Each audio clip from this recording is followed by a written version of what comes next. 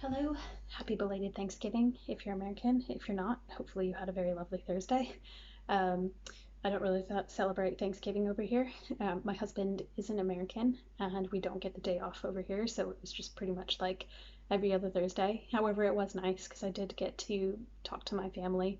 I have family on both sides of the coast in the States, so we had a virtual Zoom meeting because, lockdown, so it was just nice talking to family that I haven't spoken to and or seen in a very long time. So that was lovely.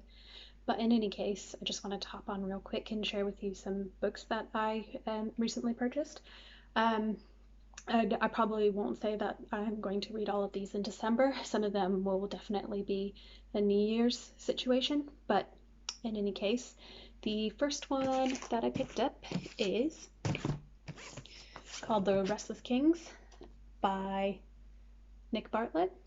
And I very recently read a book on King Henry II and his family. However, I'm just hugely fascinated about the power struggle between him and his sons. Um, his relationship with his wife, who would actively encourage her sons to rebel against him. Um, so yeah, just very happy to dig in another book about, early Plantagenet medieval drama. So looking forward to that. And then the second one that I picked up, this will definitely be something that I start in the new year, but I shall preface by saying that I was very excited to watch the premiere on Memorial Day of the three-part miniseries on Grant. And I waited and I waited for it to come out over here in the UK, and it didn't until the 31st of October, Halloween. So I finally watched that, and when I did, I had to pick up this book. So many of you are probably already familiar with it. Many of you have probably already read it, but I'm looking forward to starting this. It's pretty scuffed up, as you can see. I buy my books used, but I don't really mind. You know, it's not on the outside what counts, is it? So looking forward to that. And then the third one that I picked up, this will be for Archaeology Book Club. It is a Kindle read. I'll try not to blind you with the white light. Sorry about that. But in any case, it's Inheriting the Past, The Making of Arthur C. Parker. So he is the first Indigenous archaeologist in the States. He's Seneca, and he's also the grandson of Ely Parker, who was present at the signing, at the surrender for Appomattox. And in fact, I think he actually wrote out the terms of surrender there. But in any case, it's about his grandson. So I imagine there's going to be a lot of strife in this. Can't imagine he had a very easy time in the early the early 20th century, being an indigenous archaeologist in a white man's field. So looking forward to reading this, and I have to read this by mid-January, so I've got plenty of time for that, she says. But in any case, those are some of the books that I did pick up. Some of the books that I finished reading for Nonfiction November. Although, to be fair, every month is nonfiction month for me. I finished this, Gods of the Upper Air by Charles King, and there are notes in it. This was for the last book club that I did, and I took notes so I didn't sound like I didn't know what I was talking about when we were discussing it. But I was very pleased with this. I was very pleased with the author. He doesn't have an anthropology background, however his wife does. However, if I didn't know that, or if I didn't read that, I wouldn't have known otherwise. It's very well researched, very well written.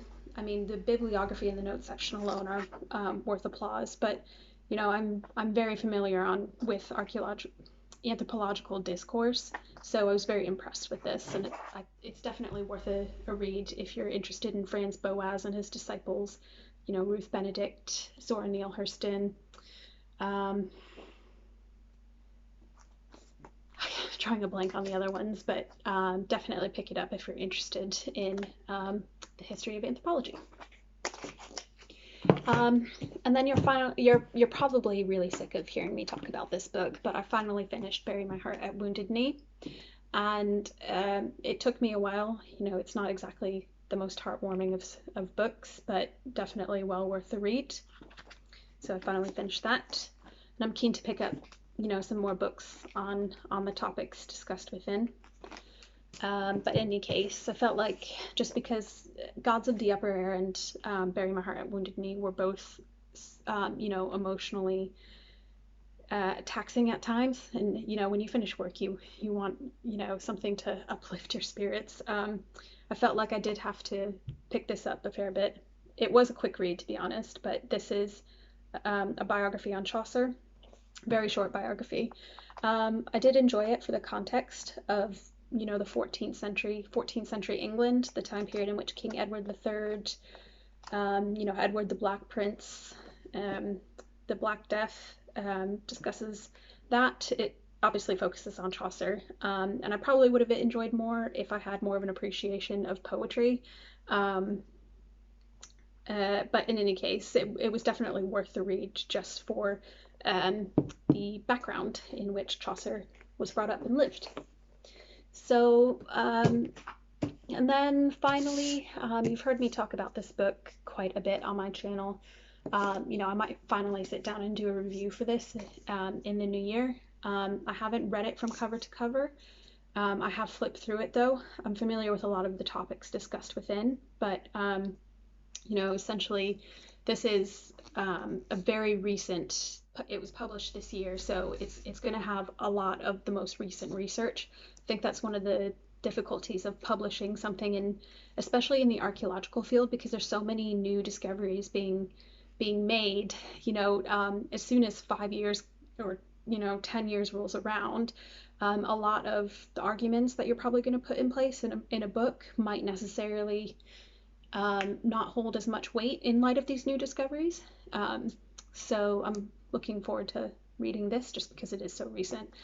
So if you notice, it says life, love, death, art. These are all topics that, 10 years, even 10 years ago, would have been highly debatable, if not, downright contentious, just because a lot of the evidence that we have for these things that she discusses weren't, that we didn't have enough evidence, but there's a lot that we can infer from the archaeological evidence that we have now that shows that Neanderthals are a lot more like us than we previously believed, and that a lot of the things that we would consider the hallmarks of humanity, specific to Homo sapiens, aren't.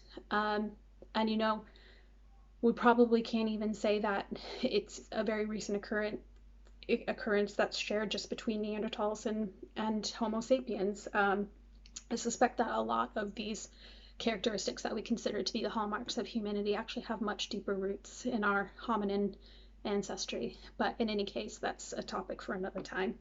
But I look forward to actually reviewing this book for you. So that's everything that I have for you today. I would like to do some more tags, especially in December. The end of the year tag, favorite booktubers tag. I definitely have to do that since Bill tagged me on that. But in any case, I'm looking forward to actually just sitting down again on a regular schedule and filming for you. I feel like at the minute it's just whenever I have time.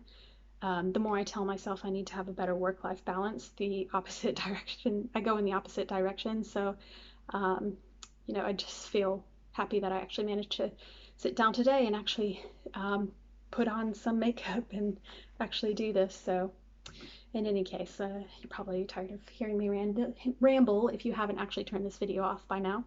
But in any case, have a lovely weekend and enjoy your weeks ahead. Thank you.